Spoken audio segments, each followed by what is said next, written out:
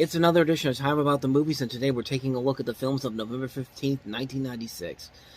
We got 4 movies to look at today, some pretty big ones, so let's go ahead and jump right into it. And we'll start off with the biggest new release of the weekend, and that is Michael Jordan and Bugs Bunny in Space Jam.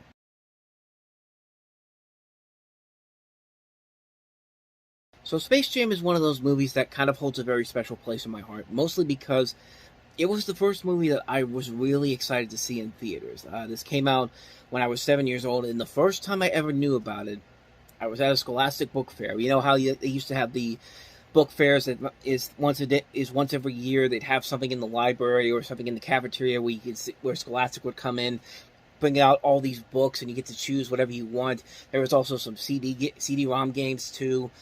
I don't know if they still do that now in schools, in elementary schools, I should say, or schools in general, but that was my first time I ever knew this movie even existed, because I remember seeing a book for Space Jam, a movie that I knew nothing about, but it featured two things that were my favorite things at the time.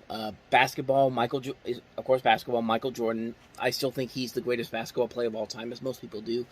And the Looney Tunes. I mean, I watch the Looney Tunes all the time on Nickelodeon and Cartoon Network. I mean, having these two coming together in a movie, that got me so excited. I couldn't wait to see this movie. This was the first movie I ever was really excited for when it came out in November.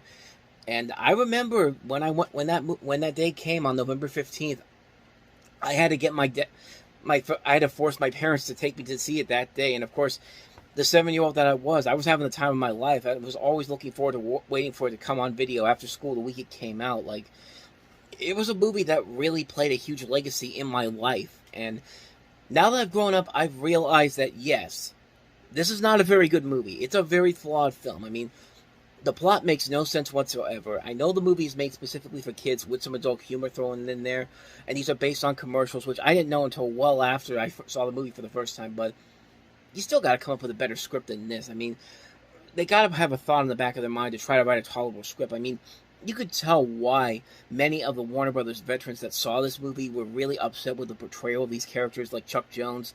Like, you get it. Like, Bugs Bunny really does not need Michael Jordan to stop aliens, honestly. And, you know, Porky Pig saying, "Oh, I wet myself," when he sees them for the first time. Like, that's not something they do. That's not them being loony, and I get that.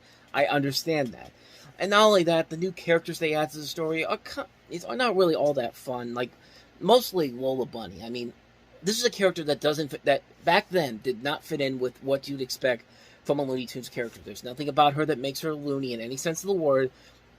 She's basically the bombshell of the movie, and right there is the problem. I mean, I shouldn't be looking at a Looney Tunes character and thinking, "Wow, she's sexy," but not only that, she just wasn't written well. She was written like a 1990s female character. Like, she had to say these words to be like this strong female character, and like, "Don't call me doll." It's just like that's supposed to make you a character, and it's just like, no, not really. I mean, for a while, that was what she is. I mean, that was basically what she was and ended up becoming. And it got so bad that when Joe Dante did Looney Tunes Back in Action a couple years later, he didn't even bother to put her in there because he knew it was a terrible idea. Which I like now. I like nowadays that Lola Bunny has been finally given that loony edge that she should have had before with the Looney Tunes show. Kristen Wiig, I think, did a very good job on that show. And they even brought back Kath Soucie, who does the voice of Lola in these newer Looney Tunes shorts they've been doing recently. And she's been really good. I like in the Looney Tunes show that they changed her personality around from being the bombshell sex pot to a scatterbrained, indecisive, gabby young woman who tends to obsess over bugs. And not only does the changeover work, but it gives Lola a reason to be a part of the Looney Tunes. I think she becomes just as funny as the other characters in that show because of the changes they made here. And I know recently in Space Jam: A New Legacy, they tried to do a mix of both, but it didn't really work out all that well, despite the fact that I thought Zendaya in The New Legacy was actually not that bad. It was just like, they didn't really give her a whole lot to do in there, honestly. They couldn't figure out what direction to go with her in that film. But with all that against the movie, why is this still one of my favorite movies? Well, for one thing, the animation is incredible. For Warner Brothers at the time, this was a pretty impressive attempt to try to compete with Disney, and at that point, they had the animation market locked up at that point. And Space Jam basically allowed WB to try to come up with some competition but to a terrible failure, as all their movies ended up bombing at the box office. Not because of the movies themselves, actually most of the movies themselves. The only exception being, of course, The Iron Giant, which eventually went on to find its following many years later. Granted, there are animation sequences in this that are pretty lame. The whole stadium at the end is basically just the same 10 characters all over the stadium in the background, and most of them are like chopped up at the same time. Like they take pieces from each of the characters and puts them on like, for example, you'll have the Penguin character who is in the old Bugs Bunny shorts. Like he'll just have his head will be chopped off and it'll be put on like a gorilla or something. It's like stuff like that. It's just like they really did not try in the background here. And if you watch this movie on 4K, it looks even worse nowadays. Like I don't understand why they didn't just do a meshing of like a real NBA crowd, and a Looney Tunes crowd. I think that would have been something that worked a whole lot better, and that's something they kind of did with Space Jam: A New Legacy, sort of. And so that's some of the many problems in there. Plus, when you know somebody's only doing a movie to take a paycheck, you could definitely see it in their performances. They just don't care what they're doing as long as they're getting the money. Like Shaquille O'Neal did it not only once but twice with Kazam. We already talked about that one, and Steel, which is still coming up. But this is Michael Jordan's only lone acting performance on film, and that's in this movie. And I gotta say, he is very much into the role. He's playing along with this idea that he has to spend the entire film with characters that aren't even there while he's making it. And the worst part is that Jordan never took on another film role after this one. But then again, that was probably for the best. Imagine them forcing a basketball star to take on an acting career while headlining a basketball career as well. And I think you know what I'm going here, LeBron James. But I digress. Space Jam: A New Legacy I thought was pretty good. But like I said before, this movie had a lasting effect on my life. It was the first movie that I was really excited to see. And like I said, I forced my parents to take me on opening day to see the movie. I even had to tell them I'll learn something from this, which I didn't really learn anything from it. I just wanted to see the movie. I think they understood it too. I mean, yeah, like I said, I can understand the movie has a ton of flaws to it, and a ton of flaws. But at the same time, I still love the movie, and it still has that personal impact in my life. Funny enough, I actually know not one, but two people who worked on this movie. Corey Coleman, of course, from Spill.com and DoubleToasted.com. I've talked to him in the past when he did Spill.com, and he does the shadow on Tweety's Iron Lung near the climax. But not only that, there's a guy that works at Half Pipes Books, where I usually go to, that I do in the Movie Stop episodes. He actually worked on Space Jam. I remember that because I had a copy of Space Jam that I was going to purchase, and he told me that he actually worked on the film, and it was just like, I mean, it's very interesting for me that I know not one but two people that actually worked on this movie. And, you know, even Corey Coleman himself has basically said that he worked on some of the animation for it, and admits that the movie, it was only made just for a cash grab, and that he worked on the film. Yes, it's a heavily flawed movie, but I still enjoy the hell out of it. It's one of those movies that did inspire me in a number of ways, because it made me tell myself, yeah, there's movies that a lot of people are going to tell you aren't that great, but you found something to enjoy about it, and that's all that should matter to you. I mean, this is probably one of my big guilty pleasure movies, man. I mean, it's not a good movie per se, but I can at least acknowledge that, hey, I still had a very good time with it. And I really like Space Jam: A New Legacy, too. I know a lot of people didn't like that movie, too, but I actually thought that movie did a little bit better than this movie did, sort of. But that's why I still have that movie in my heart. I mean, I've done videos where I've shown that I've got a massive Space Jam collection that still continues to go to this day. Which, if you want to see that, go ahead and take a look at the link at the corner here.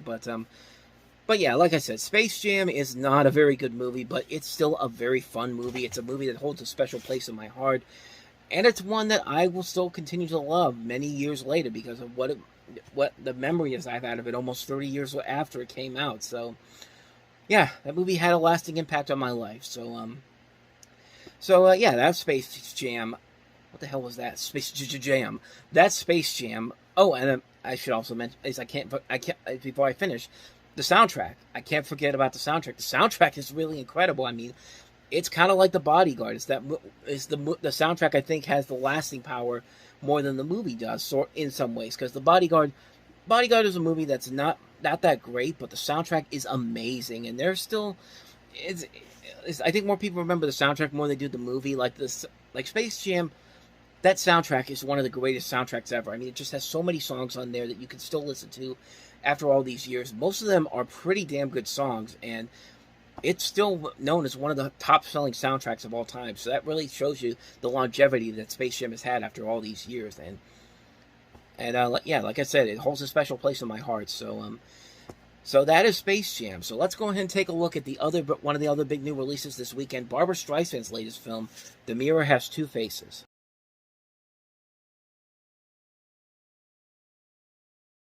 This is the last movie that Barbra Streisand actually directed after The Prince of Tides, 4 years prior to this. Actually, 5 years prior to this.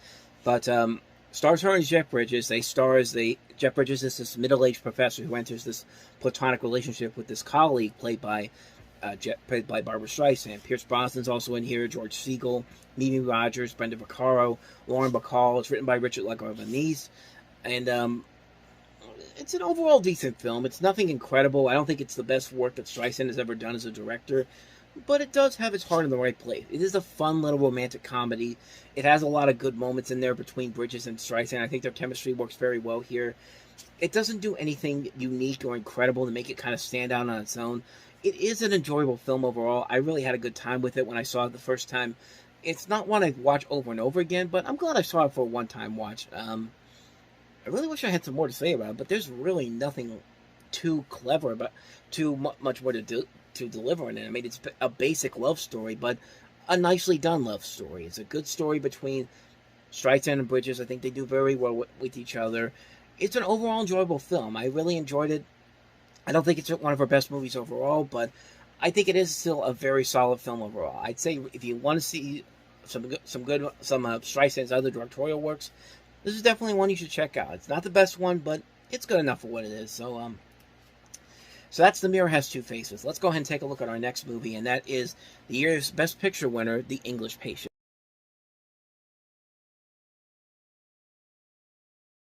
Maybe hate's a strong word, but I will say this, though. This won Best Picture over Fargo, and I think Fargo was the far superior movie of 1996.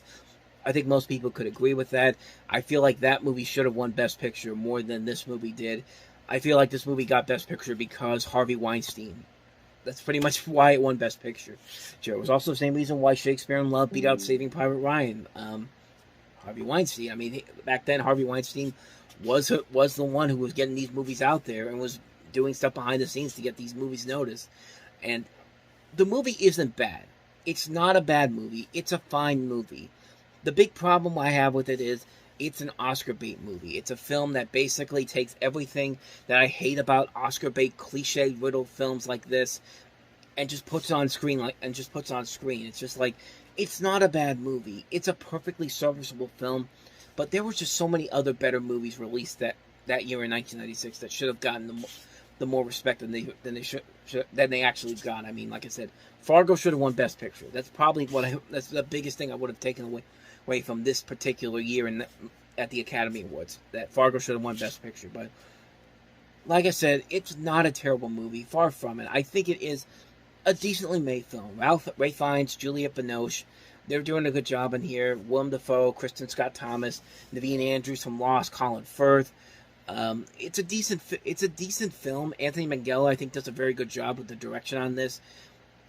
It's a solid film. It's not a bad movie, but it's probably one of the worst Best Picture winners, in my opinion. It's a film that really did not deserve to win Best Picture over some of the films that came out that same year, specifically Fargo. But like I said, I don't hate the movie. I get why people like it, but I just can't get over the fact that it does feature those cliche little Oscar baitish type moments in here that just irk me so much about movies that win Best Picture, and they're not as great as they should be. Like I said, I like the movie. I don't love it. I don't think it's one of the best Picture winners ever. I think it might be one of the worst Best Picture winners of all time, in my opinion. So yeah, with that said, on to the last movie, Catherine Zeta-Jones and Sean Pertwee in Blue Juice.